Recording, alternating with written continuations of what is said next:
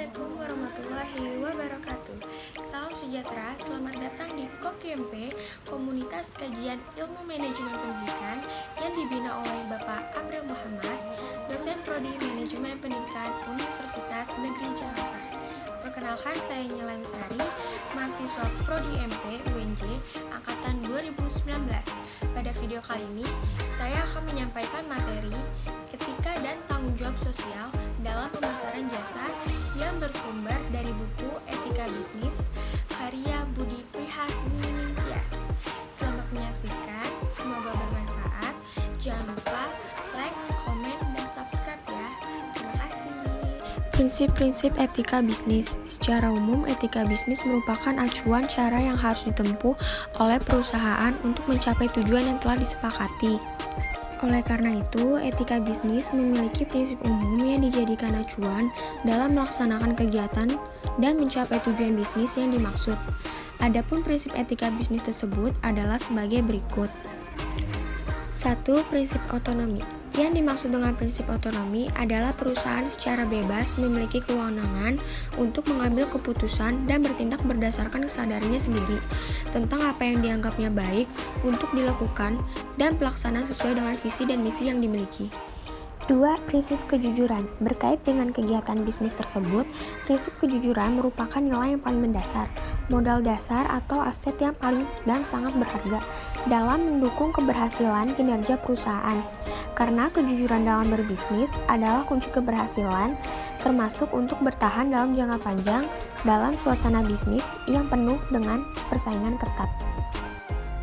Aplikasi prinsip kejujuran dalam kegiatan bisnis ditujukan terhadap bidang-bidang berikut. 1. Perjanjian kontrak kerja. 2. Penawaran barang. 3. Hubungan kerja dengan perusahaan lain. Dan 4. Hubungan dengan tenaga kerja. 3. Prinsip tidak berniat jahat. Bisnis didirikan dengan suatu komitmen untuk meningkatkan kemakmuran dan kesejahteraan karyawan, masyarakat, konsumen, atau stakeholders pada umumnya.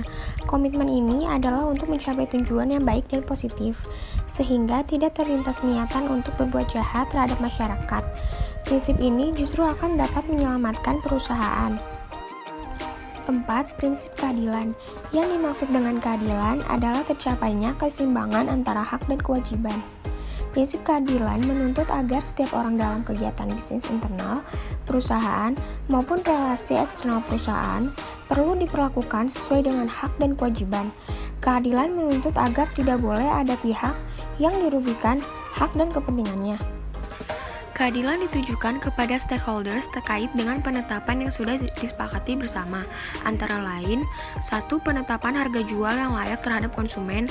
2. Penetapan harga beli yang layak terhadap pemasok. 3. Penetapan keuntungan yang wajar terhadap pemilik perusahaan. Dan 4. Penetapan upah yang layak terhadap karyawan.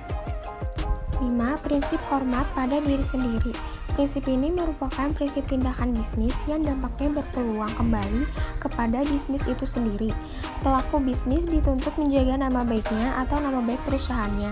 Sebagai contoh, seandainya manajemen perusahaan dengan teamworknya memiliki falsafah kerja dan berorientasikan memberikan kepuasan kepada pelanggan, maka dapat dipastikan para pelanggan akan makin percaya terhadap perusahaan. 6. Prinsip saling menguntungkan. Prinsip ini menuntut agar bisnis dijalankan sedemikian rupa sehingga menguntungkan semua pihak. Prinsip ini terutama mengakomodasi hakikat dan tujuan bisnis. Karena sebagai produsen ingin mendapatkan keuntungan dan sebagai konsumen ingin mendapatkan barang dan jasa yang memuaskan dalam bentuk harga wajar, kualitas baik, dan pelayanan baik, maka bisnis dijalankan dengan saling menguntungkan.